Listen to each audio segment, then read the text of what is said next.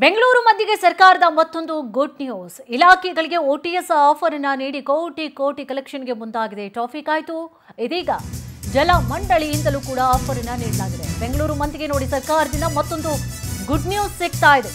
ಇಲಾಖೆಗಳಿಗೆ OTS offer ಅನ್ನು ನೀಡಿ ಕೋಟಿ ಕಲೆಕ್ಷನ್ಗೆ ಮುಂದಾಗಿದೆ.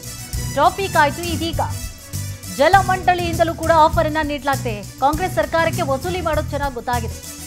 ಅವ್ರು ಖರ್ಚು ಮಾಡ್ಲಿಕ್ಕೆ ರೆಡಿ ಇಲ್ಲ, ಬಟ್ ಹೆಂಗೆ ವಸೂಲಿ ಮಾಡಬೇಕು, ಪೆಂಡಿಂಗ್ ಇರುವಂತಹ ಹಣವನ್ನೆಲ್ಲ ಬಹಳ ಚೆನ್ನಾಗಿ ಗೊತ್ತಿದೆ ಕಾಂಗ್ರೆಸ್ ಸರ್ಕಾರಕ್ಕೆ. ಇದೀಗ ನೀರಿನ ಬಾಕಿ ಬಿಲ್ ಅನ್ನು ವಸೂಲಿ ಮಾಡಲು ಓಟಿಎಸ್ ಆಫರ್ ಅನ್ನು ನೀಡಲಾಗಿದೆ. ಆಸ್ತಿ ಮಾಲೀಕರಿಗೆ ಓಟಿಎಸ್ ಆಫರ್ ಅನ್ನು ನೀಡಿ 3067 ಕೋಟಿ ಸಂಗ್ರಹವನ್ನ ಮಾಡಿರುವಂತಹ ಸರ್ಕಾರ. ನಂತರ ಟ್ರಾಫಿಕ್ ದಂಡದಲ್ಲಿ 50% ಡಿಸ್ಕೌಂಟ್ ಅನ್ನು ನೀಡಿತ್ತು. 106 ಕೋಟಿ ಕಲೆಕ್ಷನ್ ಅನ್ನು ಕೂಡ ಮಾಡಿತ್ತು. ಜಲಮಂಡಳಿಯಿಂದ 420 ಕೋಟಿಗೂ ಅಧಿಕ ವಾಟರ್ ಬಿಲ್ ಬಾಕಿ ಇದೆ. ಸೊ ಬಾಕಿ ಹಣ ವಸೂಲಿ ಮಾಡಲಿಕ್ಕೆ ನೋಡಿ ಯಾವ ರೀತಿಯಾದಂತಹ ಪ್ಲಾನ್ ಅನ್ನು ಮಾಡ್ಕೊಂಡಿದ್ದಾರೆ. ಡಿಸ್ಕೌಂಟ್ ಆಫರ್ ಕೊಡ್ತಾ ಇದ್ದಾರೆ. ಈ ಜನಪರ ಸರ್ಕಾರವನ್ನು ನಿಭಾಯಿಸಿ ಬರುವಂತಹ ಸನ್ಮಾನ್ಯ